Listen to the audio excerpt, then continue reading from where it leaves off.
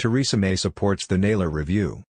Have you heard about the Naylor Review, and those supporting the internal destruction of the NHS? The Naylor Review is basically an asset stripper's handbook. What the Conservative government intend to do is, incentivize NHS hospitals to flog off NHS land and assets to greedy private corporations. This corporate taxpayers rip-off is orchestrated by a Dr. Naylor who has already set up a private consultancy called NHS Private Property Services, which already has 10% of NHS assets and are going after the rest as you listen. It seems Mrs. Theresa May is ordering the selling off of NHS property and is demanding NHS trusts to do so or else they're not going to be funded. This is absolute disrespect to the NHS. In fact, she's ordering the total destruction of the NHS and she doesn't care how many people this is going to kill. Okay, I'm down here in Brixton, Bernie Sanders over there, but I just bumped into Dr. Bob Gill. And what you got in your hand there, Bob? I've got the Naylor Review. It's basically an asset stripper's handbook. And what they're going to do is incentivize hospitals to flog off as many assets as they can. And for every pound they raise, they'll get £2 from the Treasury. There's no other way for them to raise funding. It's written by Deloitte, one of the big four, one of the accessories to the ripping off of our welfare state. And it's fronted by a Dr. Naylor who set up a private consultancy. So you get the picture, Mark.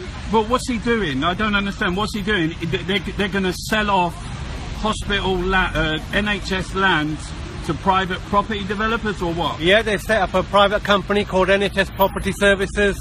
They've already got 10% of the assets. They're going to transfer the rest of it, and they're going to tell hospitals the only way you can fund new major capital purchases like MRI scanners is by flogging off your hospital.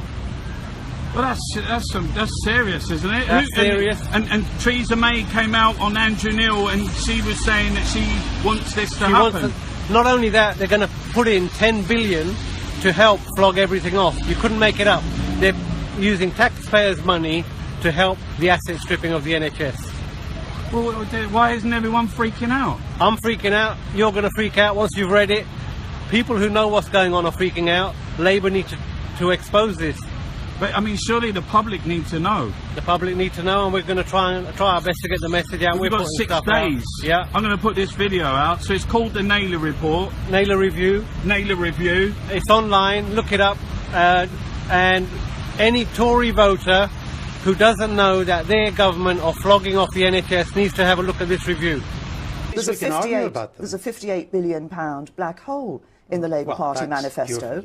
Now, Theresa's very good at pointing out the difference between capital spending and day-to-day running costs when it comes to her own manifesto and her own plans, but for everybody else she fails to recognise it and just calls it a big black hole.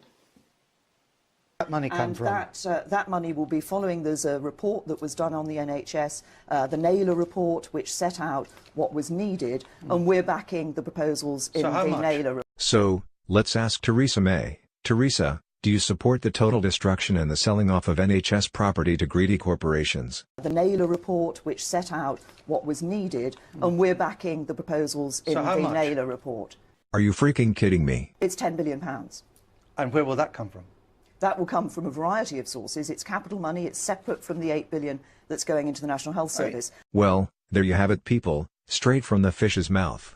Let's have Dr. Bob Gill further explain just what the hell's going on.